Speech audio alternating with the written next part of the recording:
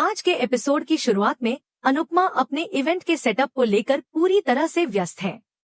Stage और lighting set करने आए दो लोग अनुपमा से मिलते हैं और उन्हें बताते हैं कि वे यहाँ लाइट्स और स्टेज सेट करने के लिए आए हैं। अनुपमा इन दोनों को निर्देश देती है कि स्टेज को बहुत मजबूत बनाना है, क्योंकि यहाँ पर डांस परफॉर्मेंस और फैशन शो दोनों होने वाले हैं। वह यह भी कहती है कि लाइट्स को ठीक से लगाना बहुत जरूरी है ताकि इवेंट की खूबसूरती बढ़ सके। दोनों आदमी अनुपमा की बातों से सहमत होते हैं और काम शुरू कर देते हैं। इधर कृतिका भी कुछ मन ही मन सोचती है कि इस इवेंट में जो कुछ भी होने वाला है, अनुपमा उसे रोक नहीं पाएगी। उसकी यह बात इस इवेंट की दिशा को लेकर कुछ सवाल खड़े करती है। इसी दौरान पराग और गौतम बिल्डर के घर पहुंचते हैं, जहां उन्हें वेलकम ड्रिंक दिया जाता है। बिल्डर पराग और गौतम को बताता है कि उसने उनके लिए एक स्पेशल शेफ बुलाया है।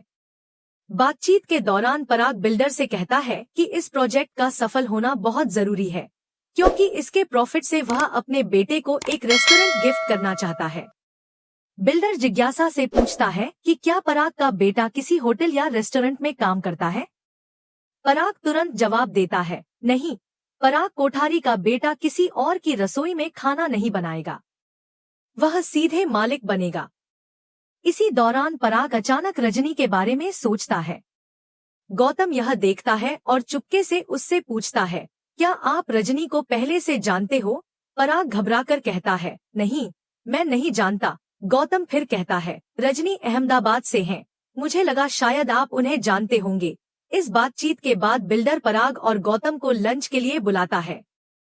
जब प्रेम खाना सर्व करने आता है तो पराग उसे देखकर चौंक जाता है। प्रेम भी पराग को देखकर हैरान हो जाता है और दोनों के बीच कुछ तुर्शी भरी स्थिति बन जाती है। पराग गुस्से में आता है और वहां से जाने लगता है। प्रेम उसे रोकता है और कहता है, कृपया मुझे एक बार सुनिए, लेकिन पराग की गुस्से में आकर जाने की स्थिति नहीं बदलती। बिल्डर गौतम से पूछता है, क्या प्रेम पराग का बेटा है? गौतम के चेहरे पर एक सुकून भरी मुस्कान आ जाती है, क्योंकि वह इस स्थिति का आनंद ले रहा होता है। वहीं दूसरी तरफ अनुपमा स्टेज पर काम कर रहे दोनों आदमी से लगातार दिशा निर्देश देती रहती है। जसप्रीत, जो इवेंट की प्रोडक्शन टीम में शामिल है, इस तैयारियों को देखकर खुश होती है और अनुपमा से पूछती है, क्या हम डायरेक्टर और प्रोडक्शन टीम को बुला लें? अनुपमा मुस्कुराते हुए उसे अनुमति दे देती है। इसी बीच भारती, जो कि इवेंट की टीम का हिस्सा है, उन दोनों पुरुषों के बारे में पूछती है। अनुपमा उसे बताती है कि ये दोनों स्टेज और लाइटिंग सेटअप के लिए भेजे गए हैं। भारती कुछ शंका जाहिर करती है और कहती है कि ये दोनों फोन पर ज्यादा बातें कर रहे हैं। अनुपमा उसे शांत करते हुए कहती है, चिंता मत करो, मैं इनका ध्यान रखूंगी। फिर अनुपमा खुद से प्रार्थना करती है कि यह इवेंट सफल हो ताकि परी और ईशानी को भी काम मिल सके और उनकी मेहनत रंग लाए। इधर पराग को समझाने की कोशिश करता है और कहता है, पापा, मैं समझता हूँ कि आप गुस्से में हैं, लेकिन मेरा सपना मालिक बनने का नहीं है। मुझे खाना बनाने में खुशी मिलती है। पराग गुस्से में कहता है, तुमने दूसरों के घर में खाना बनाने से पहले एक बार भी सोचा है कि इससे हमारे खानदान की इज्जत पर क्या असर पड़ेगा? प्रेम जवाब में कहता है, मैं अपने सपने को पूरा करना चाहता था, लेकिन मैं आपसे भी प्यार करता हूँ। पराग दुखी होकर कहता है, मुझे अफसोस है कि मेरे बेटे को मुझसे और मेरे खानदान की इज्जत से कोई मतलब नहीं है। प्रेम कहता है, मैंने कभी इस बारे में आपको बताने का नहीं सोचा, क्योंकि मैं जानता था कि आप इसे समझ नहीं पाएंगे। प्रेम का यह जवाब पराग के दिल को छू जाता है। प्रेम उसे गले लगाते हुए कहता है, मुझे आप पर पूरा भरोसा है। मुझे बस अपना काम सही से करना था और मैं चाहता था कि मैं जिम्मेदारी बांटूं और आदर्श बेटा बनूं। इसी दौरान गौतम का ध्यान इस बातचीत पर जाता है और वह कहता है, शायद राही को इसके बारे में पता होगा। प्रेम तुरंत कहता है, मैंने उसे मना किया था, लेकिन फिर भी पराग गुस्से में आकर वहां से चला जाता है। प्रेम उसकी बातों से दुखी हो जाता है। दूसरी तरफ अंश ने सभी को प्रार्थना की गोद भराई में जाने के लिए कहा है, लेकिन लीला और तोशु का कहना है कि जब वे हमें बुला ही नहीं रहे हैं तो हमारा वहां जाना ठीक नहीं है। अंश उनका जवाब देते हुए कहता है, मुझे सिर्फ प्रार्थना की गोद भराई में जाना है। अगर मैं नहीं गया तो वह नाराज हो जाएंगी और मुझे बुरा लगेगा। पाखी इस पर प्रतिक्रिया देती है और कहती है, अगर तुम वहां गए तो वे तुम्हें धक्के मारकर बाहर निकाल देंगे। कुल मिलाकर आज के एपिसोड में कई रिश्तों के बीच की भावनात्मक जटिलताओं को दिखाया गया है और आगे की घटनाओं के बारे में यह संकेत दिया गया है कि अनकहे राज और परिवार के भीतर की कड़वाहटें सामने आ सकती हैं। बाबूजी ने उम्मीद जताई कि शायद प्रार्थना की खुशी के लिए कोठारी परिवार उन्हें इस इवेंट में बुला लेगा। अंश ने भी इस विचार से सहमति जताई, लेकिन लीला ने कहा, जब अंश को घर से निकाला था तब प्रार्थना ने उसका साथ नहीं दिया था, तो अब क्यों उसे बुलाएं?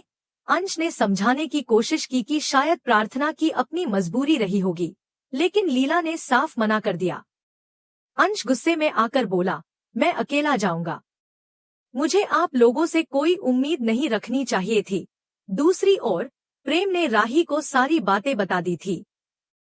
राही ने कहा, हमें पहले ही पापा को यह सब बता देना चाहिए था। प्रेम ने जवाब दिया, अब हम आज नहीं तो कल वापस जाएंगे, ताकि पापा का गुस्सा थोड़ा शांत हो सके। इस दौरान अनुपमा आई और प्रेम को चाय दी। उन्होंने प्रेम से कहा, राही को लेकर आने के लिए धन्यवाद। राही ने कहा, हम आज रात यहीं रुक रहे हैं।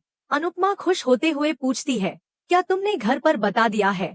प्रेम थोड़ा चुप हुआ और फिर झूठ बोलते हुए कहा, हाँ, बता दिया है। अनुपमा ने फिर प्रेम से पूछा, क्या तुम्हारा काम हो गया?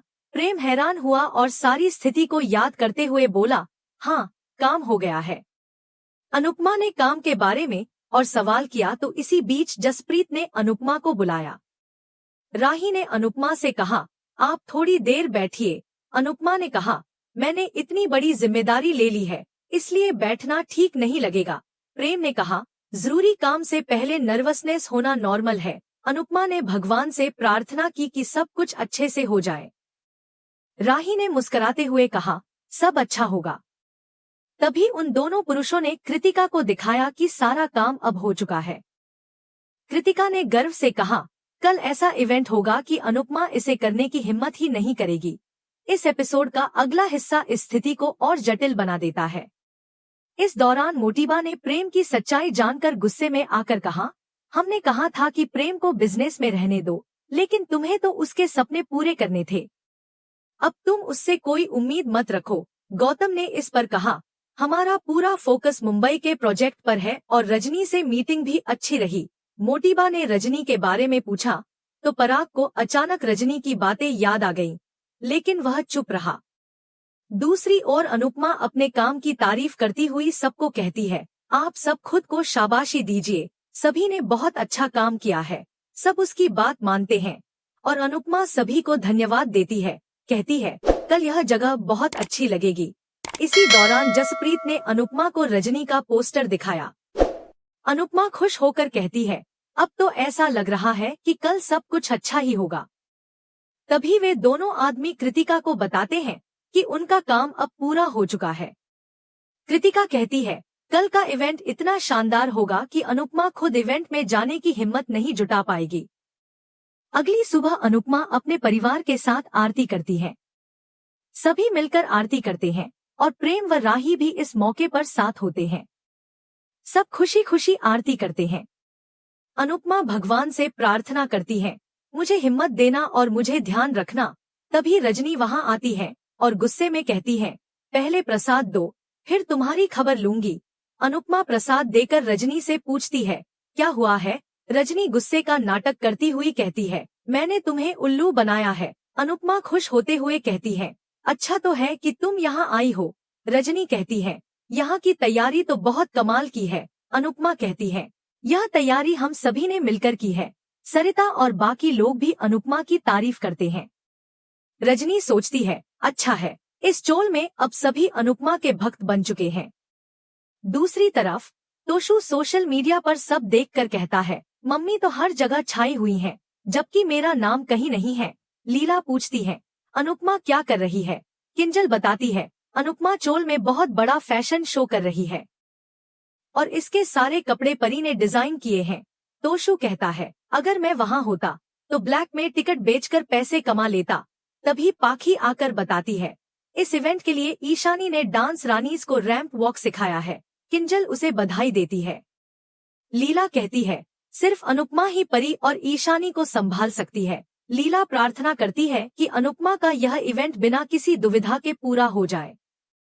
तभी अचानक घर में कांच टूटने की आवाज आती है और सभी हैरान हो जाते हैं। दूसरी ओर रजनी अनुपमा को सोशल मीडिया पर इवेंट की हाइप दिखाती है। सब सोशल मीडिया पर इस इवेंट की चर्चा देखते हैं। रजनी कहती है, बड़े सेलिब्रिटी और डिजाइनर भी इसकी चर्चा कर रहे हैं। अनुपमा खुश होकर कहती है, अगर सोशल मीडिया का सही इस्तेमाल किया जाए तो बहुत कुछ किया जा सकता है। वह कहती है, अब गलती से भी गलती नहीं कर सकते। इसी के साथ एपिसोड खत्म हो जाता है। अगले एपिसोड में इवेंट शुरू होता है और अनुपमा स्टेज देखकर उत्साहित हो जाती है, लेकिन दोनों आदमी स्टेज गिराने की साजिश करते हैं। अनुपमा रैंप वॉक करती है और सबको बताती है कि सभी कॉस्ट्यूम पुराने कपड़ों से बने हैं।